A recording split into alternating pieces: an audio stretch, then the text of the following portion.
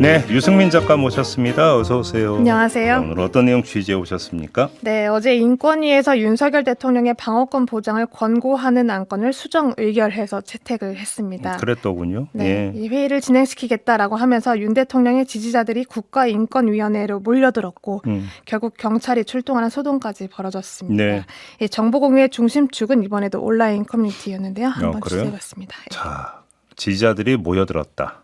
왜 모여들었을까요? 그게 역시 그 안건 통과시켜야 된다. 네. 그게 목표인데요. 우선 지난 13일 날 안건 논의하려고 했을 때 내란 옹호 논란으로 상정이 무산되면서 이번만큼은 이제 지켜야 된다라는 취지였는데요. 전날 밤부터 커뮤니티에 내일 인권이 9시 잊지 말아달라, 빨리 오라라는 글이 올라왔습니다. 네. 그리고 실제로 새벽 6시부터 도착했다, 텅 비었다라는 실시간 인증사진도 올라왔고요.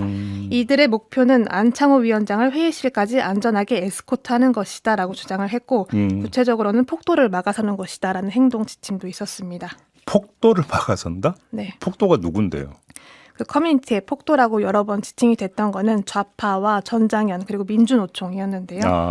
사실상 현장에서 누가 민주노총이고 누가 전장현이고 좌파인지는 알 수가 없기 때문에 이들이 노렸던 건 건물을 먼저 점거하기 위한 치밀한 전략들이었습니다. 그게 또 일찌감치 공유가 되기도 했고요. 어떤 전략이었는데요? 무조건 일찍 도착해서 층별로 점거를 하겠다라는 것이었고요. 그중에서도 핵심은 14층이었습니다. 네. 전원 회의실이 있기 때문인데 예.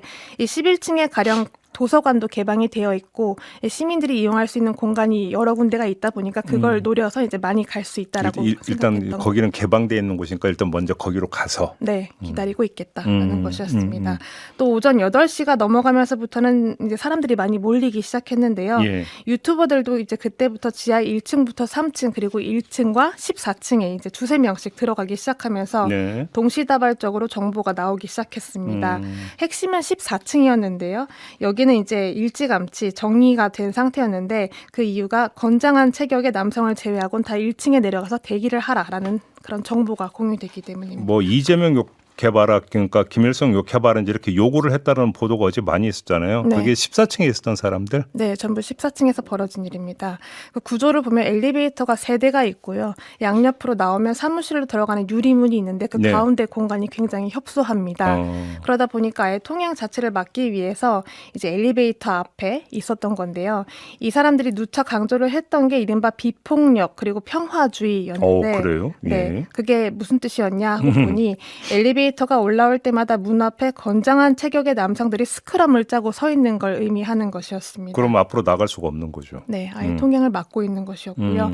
그러니까 엘리베이터 안에 있는 사람의 시선에서는 14층에 도착해서 내리면 문이 열리자마자 건장한 체격의 남성들이 포위를 하고 있는 그런 상황이었던 거죠. 네. 문이 열리자마자 이제 어떻게 오셨냐라고 물어보고 몸으로 버티고 서 있는 상황이었기 때문에 이제 다른 물리력은 사용할 필요가 없었겠지만 이를 두고 비폭력이다, 평화주의다라고 주장을 했던 겁니다. 예. 기자들 검증도 마찬가지로 이루어졌는데요. 우선 명함을 보여달라 해서 요구를 하고 이제 보여주면 통행을 허락하는 그런 모습도 있었지만 네. 일부 언론사한테는 이재명과 김일성을 욕해보라라는 식으로 검증을 시도했습니다. 그래요. 네. 나머지 사람들은 어디에서 기다렸던 거예요? 나머지는 지하 1층과 2층, 3층 그리고 각 층의 계단에 다 숨어 있었는데요. 예. 대부분은 1층에서 대기를 하고 있었습니다. 사람들이 흩어지면서부터 커뮤니티에 글도 활발해졌는데 뭐 가령 지금 엘리베이터를 탔는데 아무개 의원의 보좌관이 탄 것 같다라던가 인권위 후문 쪽에 사법경찰이 늘어났다라는 글들도 공유가 되기 시작했습니다. 그 과정에서 인권위 직원들의 얼굴 사진이 또 올라오기도 했고요.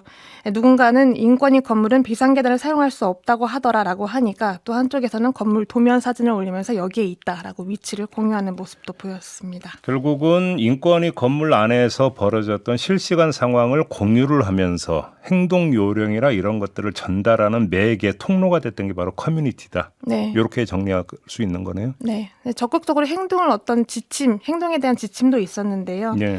전장현이 만약에 들어오려고 한다면 이제 엘리베이터 안에 가득 사람을 채워서 못 들어오게 막아라라던가 민주노총 같은 경우는 스크럼을 짜서 막아라라는 글들이 있었고 또 지하 몇 층의 인원이 부족하면 보강해달라라는 식으로 인원을 조정하는 모습도 보였습니다. 네. 이 때문인지 한동안 온라인 커뮤니티에서는 접근 제한 메시지가 뜨기도 했는데요. 이 접근 제한이 되지 않기 위해서는 위협이나 폭력을 조장하는 게시글은 올리지 말라라고 요청을 했지만 이어지는 모습도 보였습니다. 네. 사실상 오후 1시 반이 지나면서부터는 경찰이 이제 출동을 했고 나머지 사람들은 1층으로 이동을 했는데요.